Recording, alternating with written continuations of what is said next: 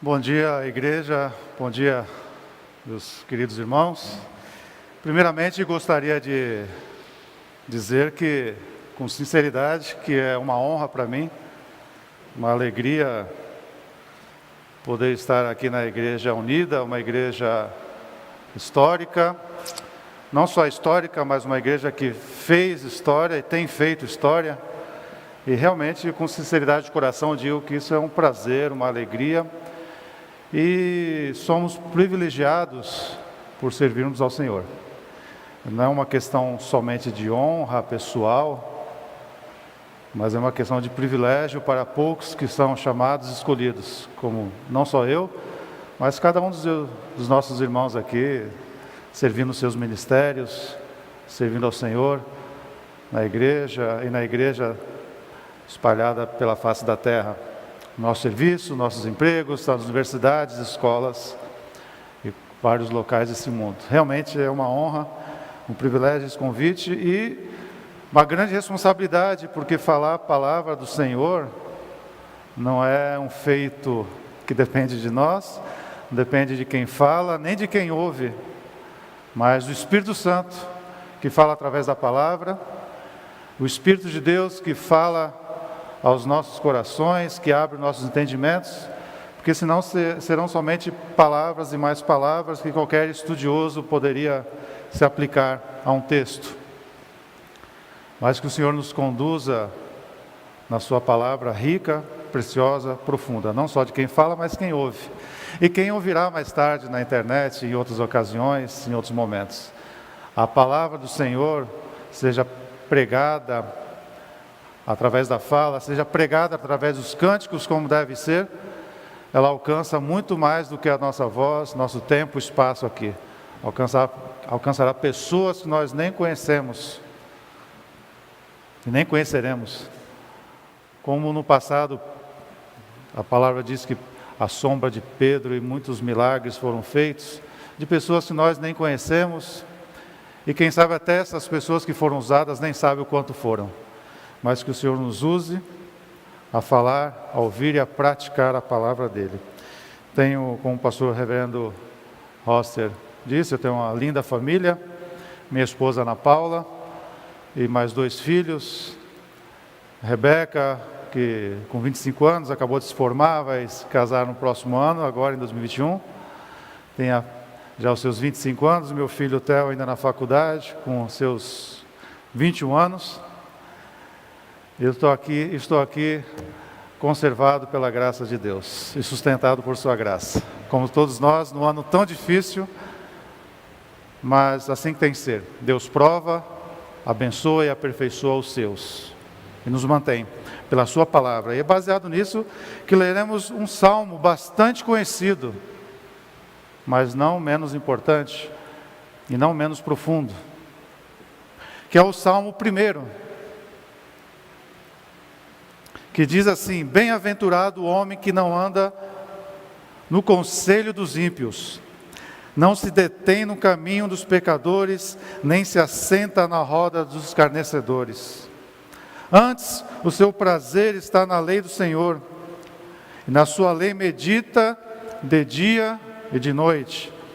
Ele é como árvore plantada junto à corrente de águas, que no devido tempo dá seu fruto, e cuja folhagem não murcha, e tudo quanto ele faz será bem sucedido. Em algumas versões, prosperará.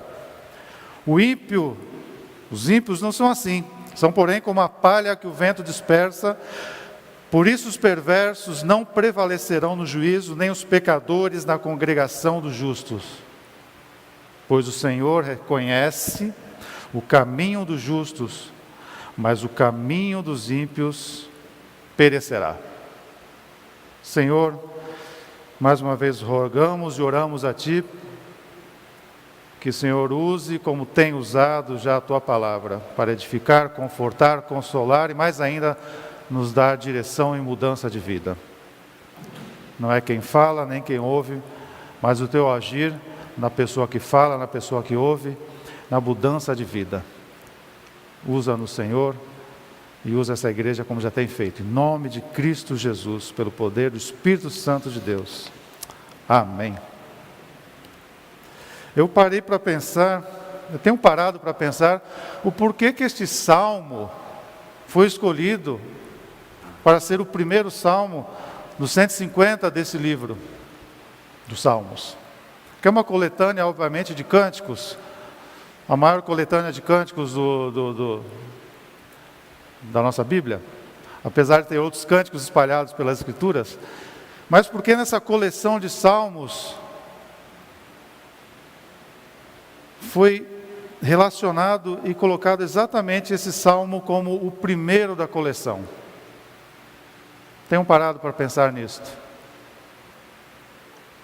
Porque talvez não o Salmo 23, mais conhecido ainda, ou qualquer outro salmo.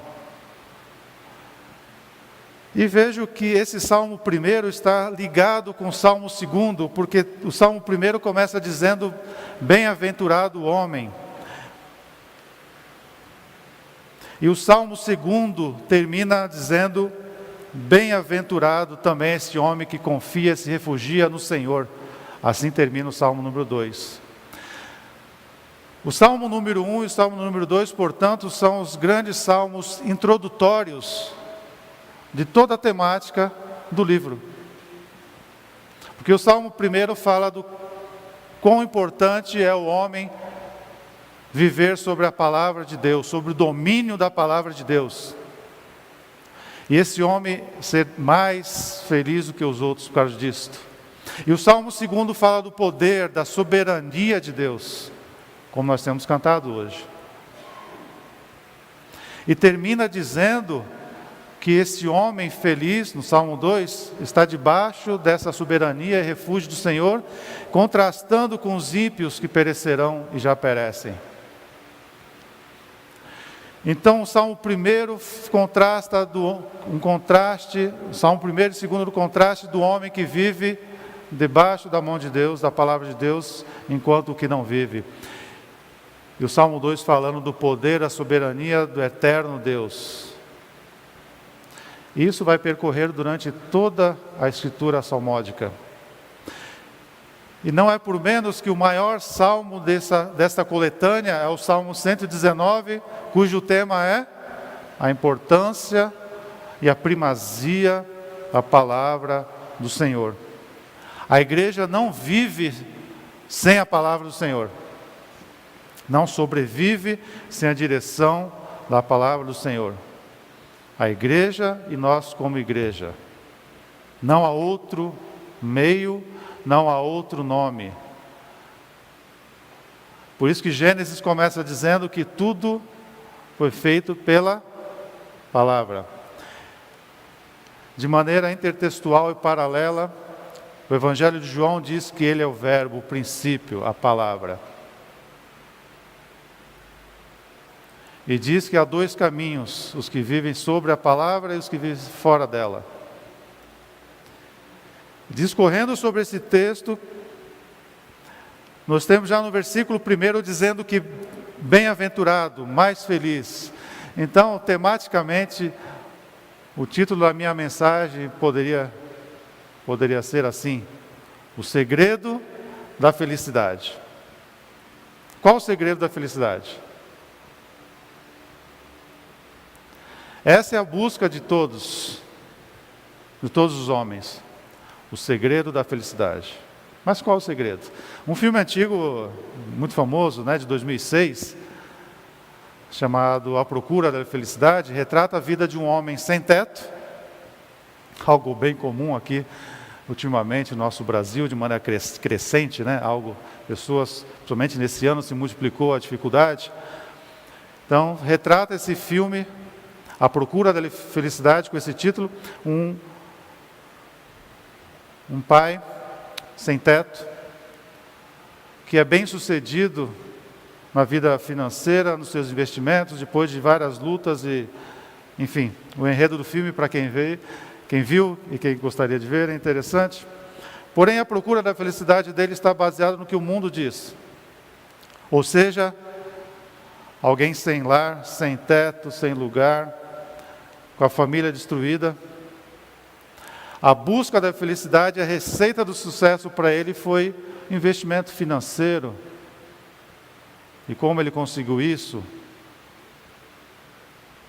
Mas até a questão do investimento financeiro, bem suceder, a prosperidade financeira vem de Deus, e não do esforço humano puramente e simplesmente. Mas o Deus que nos dá capacidade, saúde, vida, inteligência, dons e talentos, para que esses dons e talentos na nossa vida sejam multiplicados em prosperidade, em benefício da nossa vida, da vida da igreja e do mundo. Dom, talento sem uso, diz uma autora, é veneno. Você sabia disso? Nossos dons devem ser usados. Quem não usa o dom, se mata. Sem saber está se matando. Porque Deus nos dá dons e talentos para serem usados para a nossa sobrevivência, benefício, prosperidade, mas também para abençoar a outros, a igreja e o mundo. E o texto diz que bem-aventurado, mais que feliz, a felicidade está no homem que não anda segundo o conselho dos ímpios, não se detém no caminho dos pecadores, nem se assenta na roda dos escarnecedores. Nós podemos ver aqui algo crescente, lógico que é um paralelismo hebraico, segundo a poesia hebraica, que traz ênfases de alguém que vai em três formas, né? Não anda segundo o conselho dos ímpios, não se detém no caminho dos pecadores, não se assenta na roda dos escarnecedores. É uma ênfase três vezes, como nós dissemos muitas vezes assim, na nossa língua portuguesa. Eu visitei uma cidade, um local, fui passear num local com a minha família. Que local agradável, bonito, charmoso.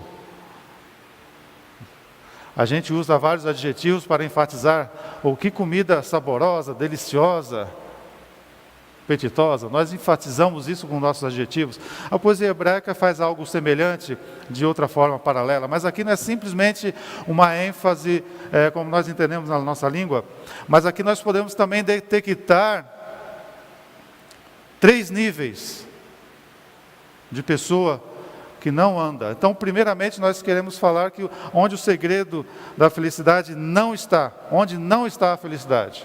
É o que o texto está nos mostrando. Como não buscá-la. Não andar segundo o conselho dos ímpios. A pessoa que anda é o primeiro nível. Já prestaram atenção nisso? Você começa andando. Daqui a pouco, sem perceber, de tanto andar com esse ímpio, o ímpio é realmente o malvado, a pessoa cheia do mal. Você começa a andar e sem perceber, você já está se detendo. Um segundo passo é, você começa a deter nesse caminho dele. Começa a ouvi-lo, prestar atenção. Você não mais anda, mas você já para ouvir o que ele está dizendo, as palavras dele, os conceitos dele do mal. Você começa simplesmente andando, são só meus amigos, minhas companhias, não tenho nada com eles, com estes, são amigos de trabalho, de estudo, só estou andando com eles na minha turminha, mas temos que ter cuidado, que o segundo passo, sem percebermos, é não só andar por andar, lado a lado, mas se deter, de prestar atenção, de dar ouvidos, ponderar. Talvez ele tenha razão no jeito dele andar, no jeito dele se comportar, no jeito dele pensar. E o terceiro passo, pior ainda, de nível, é você se assentar nessa roda. Ou seja, você realmente não só andou, não só parou em pé para ouvi-lo, esporadicamente, mas você agora está comendo com eles, está se assentando com eles, participando com eles. Ninguém convida para a sua casa qualquer pessoa, não é verdade? Quando você vai oferecer um café, um almoço, um jantar na sua casa, alguma afinidade você tem que ter. Você não sai para jantar, comer com alguém, por um acaso. Algum interesse há Algum tipo de conversa importante há? Alguma amizade, afinidade há para isto? Seja para receber alguém na sua casa, seja para sair para algum lugar, para comer e se assentar na mesma mesa. E o texto está dizendo em esta ordem crescente, você não somente anda, se detém, mas você passa a se assentar, a conviver com essa pessoa. Entendendo que ali há algum interesse que possa trazer a sua felicidade, algum conselho, algo que ele possa te explicar, te ensinar. E o texto ainda diz que não anda nesse conselho. O conselho dos ímpios se refere ao projeto. Não se aconselhe com alguém, nem andando esporadicamente. Alguém que não tema ao Senhor e a sua palavra. A palavra de Deus está escrita, mas a palavra é muitas vezes proferida pelos seus servos, pelos pastores, pelos líderes, diáconos, presbíteros, irmãos da nossa igreja e da igreja do Senhor neste mundo. Deus fala de muitas formas, através dos seus filhos. Então, não andar no conselho, não andar segundo os projetos de vida dele. Não se deter no caminho dos pecadores. Os pecadores aqui tem a ver com a moral deles. Não se deter, não ser segundo a moral desses pecadores. Os ditames da moral deste mundo, como nós temos bem visto e mal visto hoje em dia.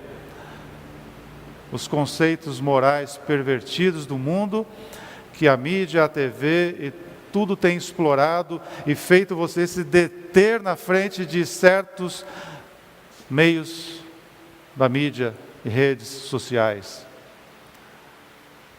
A gente começa a ler, ver, ouvir e participar do que as mídias sociais, a TV e os ditames do mundo vão nos vendo ler, e a gente começa a comentar e participar disso sem perceber às vezes. Sabe por quê? Porque nós muitas vezes estamos vazios da palavra de Deus. Precisamos dela para combater a palavra, mas a palavra de Deus. E quando nós menos esperamos, nós estamos assentados à frente do computador, da TV, participando e degladiando sobre essa moral perversa. Na roda dos escarnecedores, que escarnece tem a ver com a nossa fé. Então, o conselho dos ímpios, projetos maus. Rodas no caminho dos pecadores, o seu caminho mau, a sua moral enganosa. A roda dos escarnecedores, que escarnece da nossa fé, é o que mais temos visto hoje, não é verdade? Pessoas se escarnecem da nossa fé. Hoje o certo é ser relativista, liberal, todas as fés, todas as formas de fé e caminhos levam a Deus. Nós vamos ver no final desse texto que não é bem assim. E você ser ortodoxo, firme na sua fé, você será escarnecido. Mas não se preocupe com isso. Muitos sofreram muito mais e morreram por causa da palavra. Tenha a palavra, sejamos firmes na palavra do Senhor. Dominemos essa palavra. Ao contrário disso, o texto fala no versículo 2, antes seu prazer está na lei do Senhor, e na sua lei medita de dia e de noite. Aqui sim o segundo ponto, onde está a felicidade? Então, naquele que medita na lei do Senhor. Por isso o versículo 2, o verso 2 começa, antes, vírgula. Antes significa assim, ao contrário. De outro modo, de maneira contrária a esses passos que nós falamos no primeiro verso. Antes, ao contrário, a diferença está então no procedimento, em quem nós nos apoiamos na palavra do Senhor, não nas palavras do mundo. A gente tem muitas vozes por esse mundo, as vozes são realmente plurais. Quando a gente enfrenta o meio acadêmico, como eu tenho enfrentado há muitos anos, são muitas vozes e potentes vozes de pessoas persuasivas, com as suas filosofias e razões e provas. Quando a gente enfrenta nossos serviços, nossos trabalhos, com o conselho do chefe, que muitas vezes o chefe pede para você mentir, não é verdade? pede para você fazer certas coisas, e você pensa, e agora, o que é que eu faço? Faço isso ou aquilo? Perco o meu emprego ou não? A prosperidade não está na mão do seu chefe, está na mão do Senhor. Nós já fomos admitidos e demitidos de vários lugares. Deus provê sempre. Não se preocupe com isso. O segredo da nossa felicidade e prosperidade está na palavra de Deus.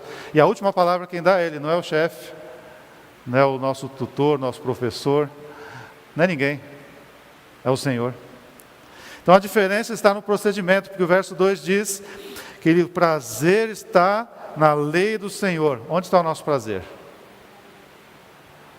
Se a gente não tem prazer na lei do Senhor, algo errado está acontecendo conosco. Se o nosso prazer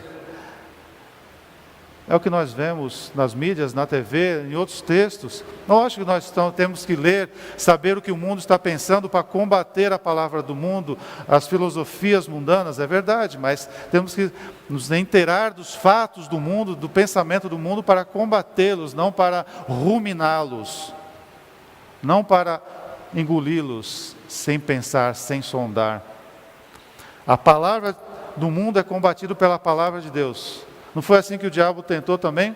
Distorcer a palavra lá no Éden, com Eva e Adão? E tentou pela segunda vez, não pela segunda vez, mas tentou também com Cristo Jesus, na tentação. Nós temos vivido um ano muito difícil.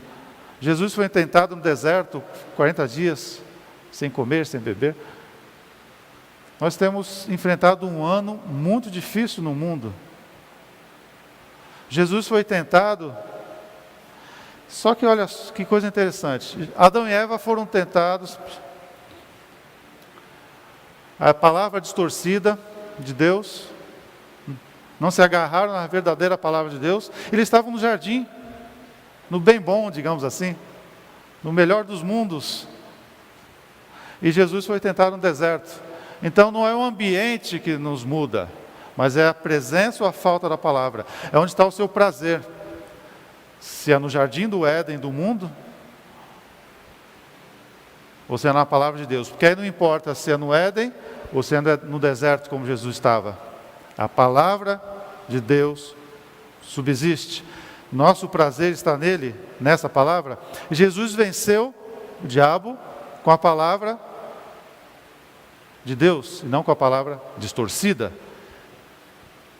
Então, o prazer, nele medita de dia e de noite. Meditar aqui, irmãos, não é simplesmente ler como um estudo bíblico, teológico, uma simples devocional e você vai para casa. Meditar de dia e de noite é ter essa palavra entranhada na sua vida igual água. Igual nós temos água no nosso corpo. Faz parte. Você lê, medita de dia e de noite, mas você mantém essa palavra. Uma tradução interessante seria ruminar. É no sentido de ruminar. Você se abasteceu daquela palavra durante seu dia, a sua manhã, a sua noite. E aquela palavra mantém circulando nas suas veias, no seu corpo, na sua mente e coração, como alguém que está ruminando a palavra de Deus. Esse é o sentido de meditar, de se agarrar a ela. Não é simplesmente ser ou não estudioso, ou ouvir a palavra de Deus no domingo, ou durante a semana na sua leitura, e como algo ritual. É se agarrar a ela. Por quê? Qual o benefício disso? O verso 3 mostra que o benefício disso, em terceiro ponto dizendo, o resultado disto, é que seremos como uma árvore plantada junto a correntes de água. Por falar em água,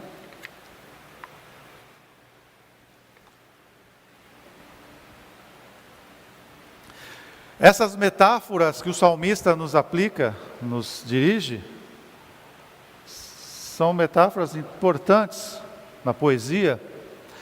Por que tem uma árvore? A árvore é sinônimo de estabilidade. Então o texto poderia dizer, você será uma pessoa com estabilidade. Como a gente tem visto pessoas instáveis na igreja. No mundo isso é normal, não espanta. Mas não deveríamos ser pessoas assim no meio da igreja, instável. Porque a palavra de Deus diz que se estamos nessa palavra, nós teremos estabilidade. Por quê? Porque a árvore tem essa característica de raiz, que cresce para baixo e cresce para cima. Mas por que essa árvore, que é sinônimo de força, de estabilidade, é assim? Porque ela está plantada numa água, no meio das águas, na beira do rio. A figura aqui são de árvores acompanhando o leito dos rios. E a palavra de Deus nos revela que Cristo, sendo a palavra, Ele mesmo traz isso lá em João 4:14, quando diz que Jesus dizendo que aquele, porém, que beber da água que eu lhe der, nunca mais terá sede. Será que Cristo mentiu aqui? Não. Nunca mais significa nunca mais. Nunca mais é nunca mais. Nunca mais terá sede. Pelo contrário, olha como diz o Salmo 1, no verso 2. Antes, porém, pelo contrário. E Jesus também dizendo, pelo contrário, a água que lhe der, será nele uma fonte a jorrar para a vida eterna. João 4:14. É um paralelo desse Salmo 1. A água jorrando para a vida eterna. E o mesmo texto do Evangelho de João, no capítulo 7, versículo 37, diz que no último dia da grande festa, Jesus, levantando, exclama: se alguém tem sede, venha a mim e beba. Agora a pergunta é, será que nós temos sede o suficiente? Parece que temos pessoas na igreja que querem inventar a roda, fazem projetos, né? Andam no conselho dos ímpios, fazendo projetos, e de boas ideias, não leva muitas vezes a lugar nenhum, né? Nem ao céu. Como diz esse ditado popular, de boas ideias o inferno está cheio.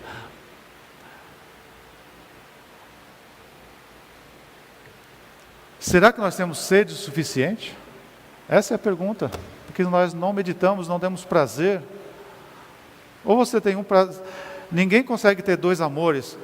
Lá a epístola de João faz um comparativo que se o amor do Pai está em você, você não ama o mundo. Se você ama o mundo, você não ama ao Pai. Não existe bigamia no reino de Deus, dois amores. Ou seu prazer está na palavra de Deus ou não. A pergunta é, nós temos sede o suficiente para sermos abastecidos com essa palavra? Parece que muitos não têm.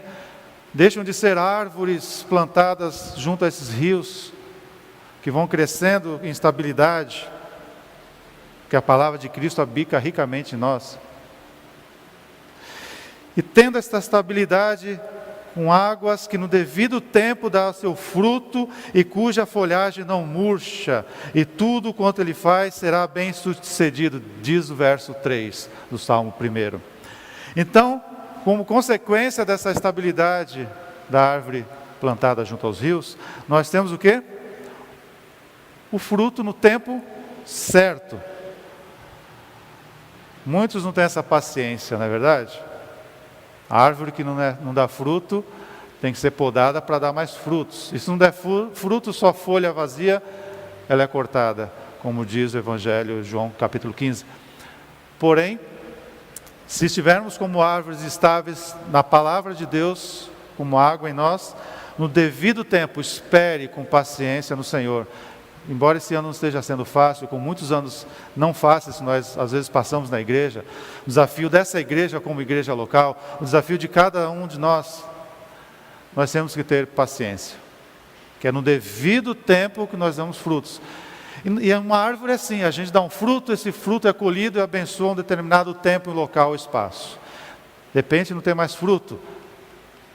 Há um tempo do outono, do inverno, para renovar e dar novos frutos, uma outra estação. E assim é a nossa vida, irmãos. Nós geramos frutos, abençoamos um local, uma época, um espaço. Depois Cristo renova em nós, daremos novos frutos, para novas bênçãos, prosperidade, para abençoar a outros em determinados tempos, locais, espaços que o Senhor nos mandar. É no devido tempo. Você não vai dar um único fruto a vida toda. Dá fruto, são recolhidos, abençoa, outro fruto, e assim vai, de acordo com as estações do Senhor. Temos que entender isso. Lógico que isso não é fácil para nós. Mas que no devido tempo dá seu fruto, que é símbolo então de uma árvore que é produtiva. Então a figura dessa árvore, no verso 3, diz que nós teremos estabilidades. Mas em segundo lugar, seremos produtivos. Que é a grande preocupação do mundo hoje, não é isso? Produtividade. Olha só o que a palavra de Deus diz. Basta a gente fazer a coisa mais fácil, que é meditar e ter sede da palavra de Deus. Olha aqui, o serviço mais fácil é o nosso. Alimentar-se da palavra. Porque o resto Deus faz. Olha, Deus nos coloca como árvore, nos planta junto a ribeiros. O Senhor nos faz produtivos com frutos e com folhagem que não murcha. A figura da folhagem aqui que não murcha, podemos trocar por uma palavra, pela palavra longevidade. Além de sermos produtivos, com frutos estáveis como a árvore, regada, nós teremos uma folhagem que não murcha. Longevidade. Isso é o sonho de consumo do mundo, de todos nós. Longevidade. Até o fim, perseverando até o fim, seremos salvos, prósperos, abençoados. E mais, abençoaremos a muitos. A bênção de Abraão. O apóstolo Paulo nem imaginaria que o Evangelho chegaria tão longe como chegou até nós. Como diz toda a carta de Atos aos apóstolos. Nós seremos abençoados de tal forma. Uma árvore estável, produtiva e longeva. E será bem-sucedido. Aqui está a chave. O final do verso 3 é a chave de tudo. O bem-aventurado será bem-sucedido, será próspero. Por quê? A palavra. A palavra. Coisa mais fácil. O resto Deus faz, Deus cuida. Basta fazermos isto. E o verso 4, seguindo, diz, o contraste agora. Os ímpios não são assim. São, porém, como a palha que o vento dispersa. A figura aqui é exatamente de uma peneira. Uma figura rural sendo usada. Uma peneira com grãos que a pessoa, o agricultor vai jogando para cima. Para quê? Para separar os verdadeiros grãos, que são mais pesados e úteis para alimento, daquela sujeira que fica, daquela palha. Ele vai separando. Quando ele joga para cima, o que o vento faz? Espalha. Toda essa palha. A palha da falsidade, palha da mentira, da moral perversa, do engano.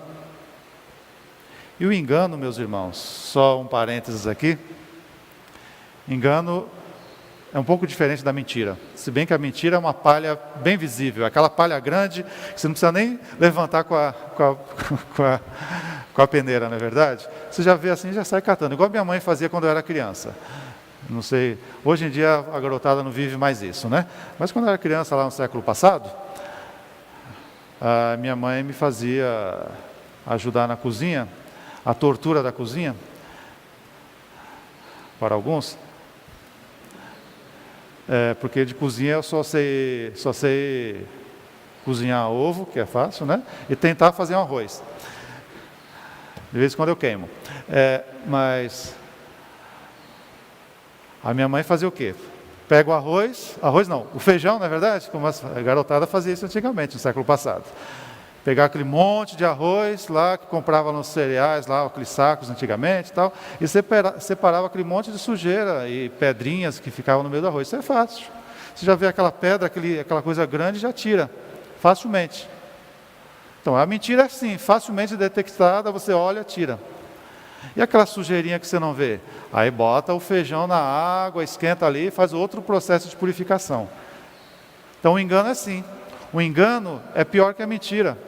É uma palha que tem que ser jogada por alto para o vento do Senhor espalhar mesmo e tirar do meio dos grãos. Porque o perverso, ele adora o engano, que é mais sutil que a mentira. Porque o engano é o que o diabo tentou fazer com Jesus na tentação no deserto e conseguiu fazer com Eva.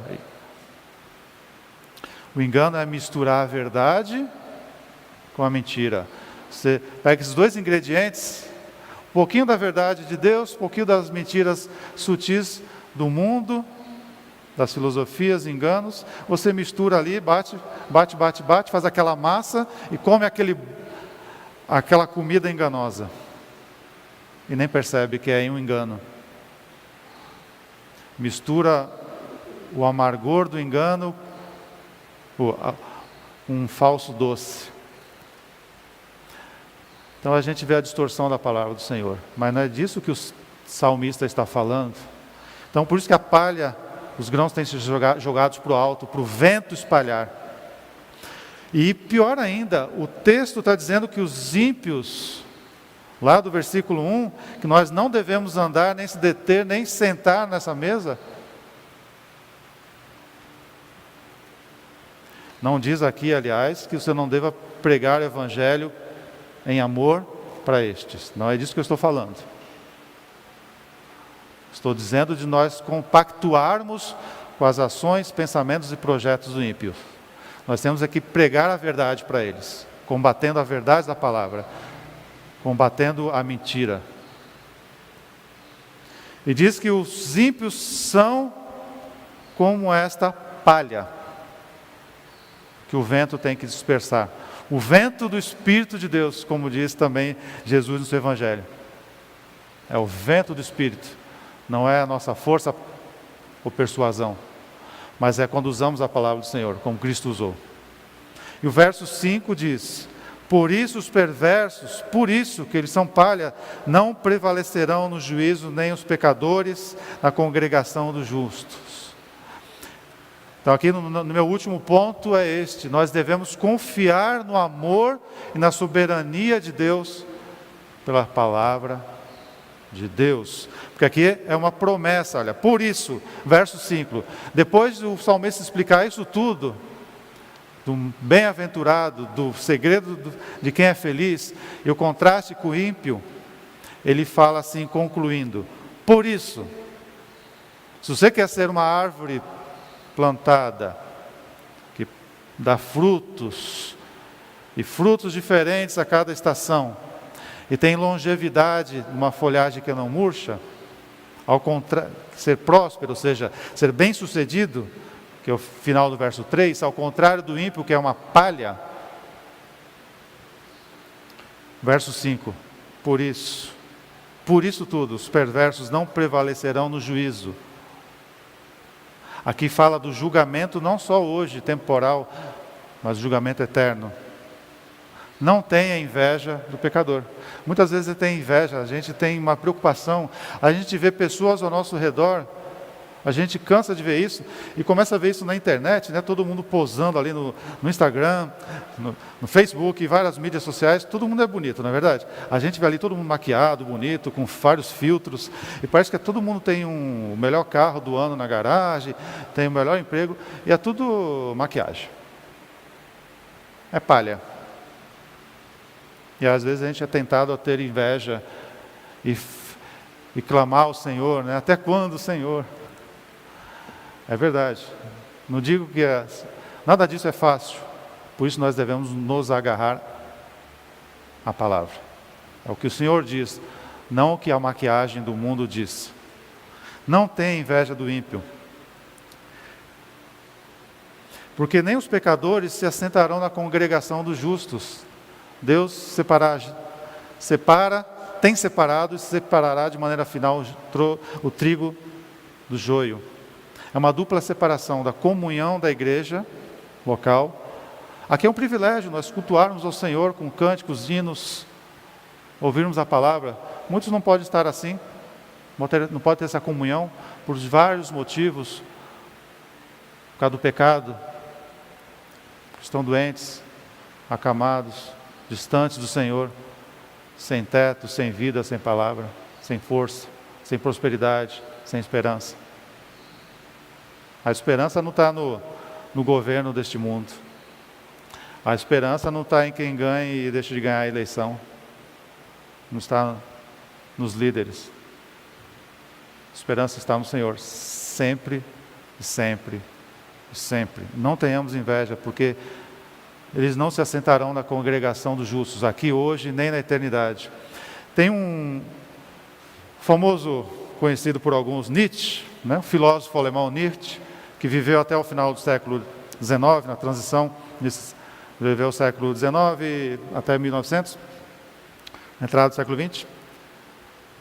Ele tem uma frase bastante conhecida por ele, que deu até nome de filme, né? Deus está morto.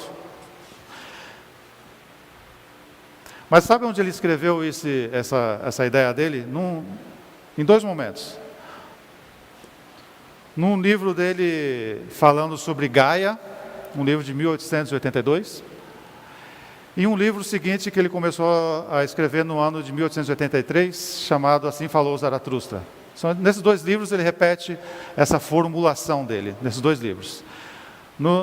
Nesse primeiro livro de 1882, tem um dos capítulos chamado O Sentido da Nossa Alegria. Veja que interessante.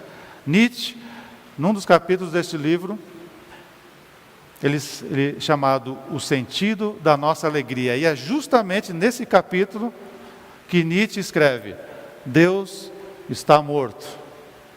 Só que ele continua o pensamento dele que o pessoal não lê direito. Ele continua: Deus está morto, vírgula, nós o matamos.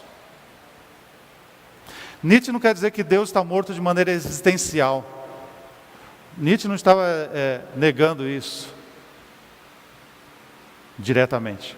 Nietzsche estava dizendo o seguinte: eu olho à minha volta e vejo que Deus não existe mais. Por quê?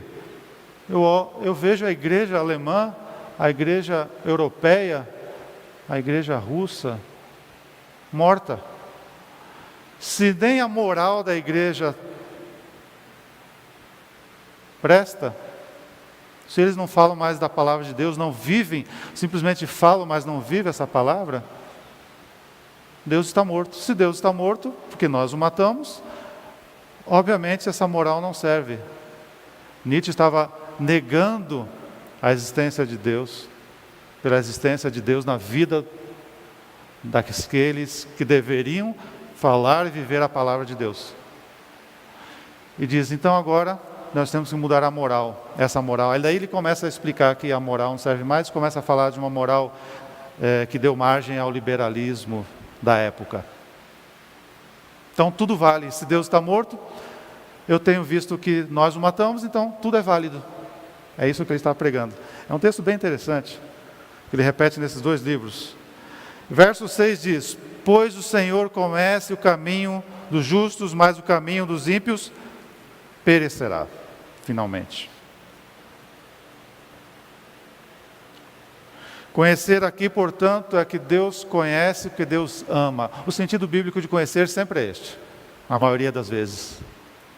Quando Deus fala que conhece, não é conhecer igual nós falamos, não é eu conheço um amigo ali, conheço fulano ali. Não, quando Deus fala assim para nós, irmãos, Deus conhece, Deus ama o seu caminho, Deus se conecta com a sua vida, Deus está junto a nós, junto a você. É conhecer de ter intimidade. Deus não se esqueceu de nós. Essa é a sua palavra. O prazer tem que estar, nosso prazer na palavra de Deus. E o prazer do Senhor é estar intimamente ligado a nós. Esse é o sentido de conhecer. Mas o caminho dos ímpios, ele aborrece, perecerá, destrói. É o sentido de perecer e destruir. Então nós teremos a vida eterna porque nós estamos debaixo de um Deus amoroso e soberano que é eterno. Nós não temos a vida eterna por nós mesmos. Nós temos a vida eterna com quanto estejamos ligados a um Deus que é eterno, amoroso, que nos conhece e conhece nossos caminhos. E, portanto, só há dois caminhos. Então, o texto está mostrando isso. O caminho da felicidade, da prosperidade, da longevidade, da estabilidade da árvore, para aquele que ama e medita ao Senhor. E o caminho de morte eterna. De alguém que já está morrendo, mesmo que você esteja vendo algo falso, enganoso, aparente prosperidade na vida do ímpio, não se preocupe, ele está caminhando no caminho errado de morte eterna, longe de Deus.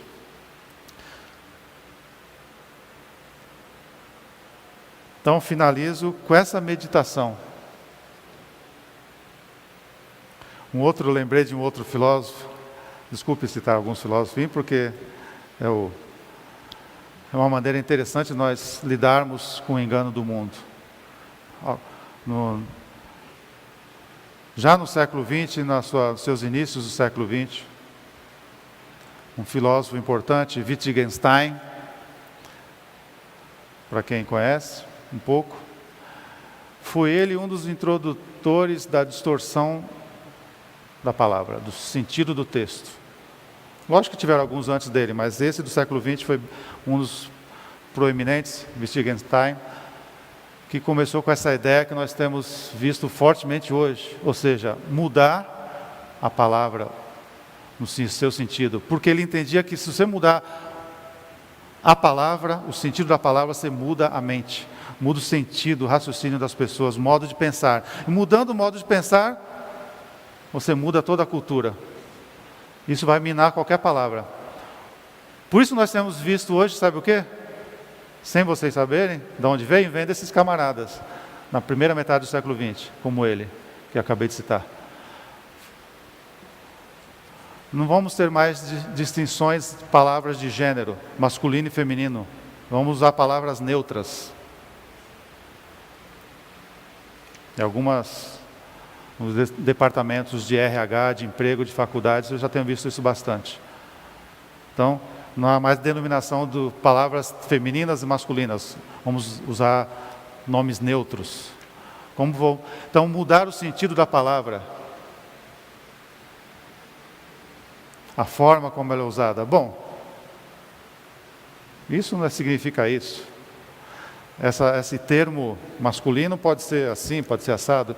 Então essas mudanças do uso da palavra têm feito que a gente, às vezes, queira modificar até o sentido bíblico, como alguns na igreja têm sido levados a isso, até pregados de maneira errônea. Aplicar a palavra para os dias atuais, contextualizar é uma coisa, agora modificá-la para atender as filosofias do mundo, não. Isso não serve. E é isso que esses filósofos e os muitos pregadores estão sendo adeptos às filosofias mudando. Mudar a palavra para se adequar à cultura e ao pensamento. Mas finalizo dizendo que o texto nos ensina isto. Quem não quer ser mudado pela palavra, quer mudar a palavra. E este é o grande perigo. Aquele que não quer ser mudado pela palavra, na verdade, quer mudar a palavra. A palavra com P maiúsculo, a palavra que é Cristo. Cuidado com pessoas assim. Meditemos na palavra de Deus de maneira igual à água, dela fazer parte da nossa vida.